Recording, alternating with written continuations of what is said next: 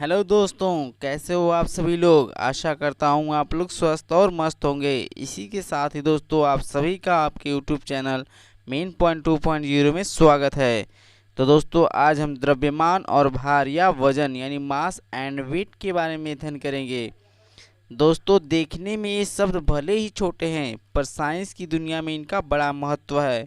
अगर हम इनके बारे में इनकी परिभाषा या फिर इन्हें अच्छे से समझ लें तो हमारे लिए फिजिक्स, भौतिक विज्ञान या फिर साइंस समझना काफ़ी आसान हो सकता है। तो चलिए दोस्तों, अब इस व्यक्ति को देखिए, एक चीनी की बोरी उठाने की कोशिश कर रहा है। बोरी को उठाने में काफ़ी बल लग रहा है और यहाँ तक कि उसके पाँव भी काँप गए। अगर यह व्यक्ति पृथ्वी के बजाय चांद पर होता तो क्या होता और वह बोरी उठाता तो क्या होता। जैसा कि हम जानते हैं चांद पर बोरी उठाना आसान होता है और कम बल लगता है, क्योंकि चांद पर धरती की अपेक्षा 1/6 बल लगाना पड़ता है। लेकिन चांद पर बोरी में चीनी की मात्रा तो समान है, वो तो बदली ही नहीं। तो फिर हमें धरती पर लगाए गए बल का 1/6 बल ही क्यों लगाना पड़ा। चलो इसे फिर से देखते हैं। पृथ्वी पर बोरी उठाने के लिए सबसे पहले हमें बल की आवश्यकता ही क्यों पड़ी। जैसे लगता है कि बोरी को कोई नीचे से अपनी ओर खींच रहा है। उसे उठाने में व्यक्ति को उसकी विपरीत दिशा यानी ऊपर की ओर अधिक बल लगाना पड़ रहा है। आखिर बोरी को नीचे कौन खींच रहा है? पृथ्वी, जिसे पृथ्वी का गुरुत्वाकर्षण बल भी कहते हैं। और चांद पर बोरी को चांद भी अपनी ओर खींचता है।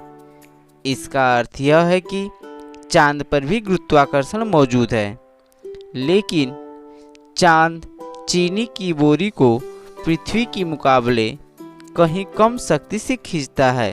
लेकिन चांद पर उस व्यक्ति को वही बोरी उठाने के लिए पृथ्वी पर लगने वाले बल का 1/6 बल लगाना पड़ता है। अब 1/6 बल का क्या अर्थ है? तो दोस्तों अगर चीनी की बोरी का भार 30 केजी है तो चांद पर उसका भार 5 केजी हो जाएगा, क्योंकि चांद पर पृथ्वी की अपेक्षा 6 गुना गुरुत्वाकर्षण बल कम लगता है। इस प्रकार किसी भी वस्तु को उठाने के लिए जो बल लगाना पड़ता है उसे उस वस्तु का वजन या भार कहते हैं या वेट कहते हैं। तो दोस्तों जब वस्तु को पृथ्वी से चांद पर ले जाएंगे तो यह बल बदल जाएगा। इसके अलावा अगर इस वस्तु को दूसरे ग्रह पर ले जाएं तब भी यह बल बदल जाएगा। लेकिन पृथ्वी से चांद पर जाने में चीनी की मात्रा तो बदली ही नहीं। जैसा कि हम कह रहे थे कि बोरी में चीनी है, जबकि हम जानते हैं कि हर चीज़ पदार्थ से बनी होती है, तो हम कह सकते हैं कि बोरी में पदार्थ है।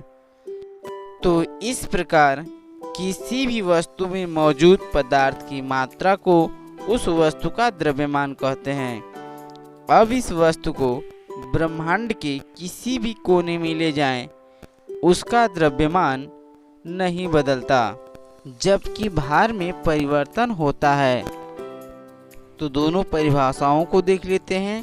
किसी वस्तु में मौजूद पदार्थ की मात्रा को उस वस्तु का द्रव्यमान कहते हैं और वस्तु को उठाने के लिए जो बल लगाना पड़ता है उसे उस वस्तु का वजन कहते हैं।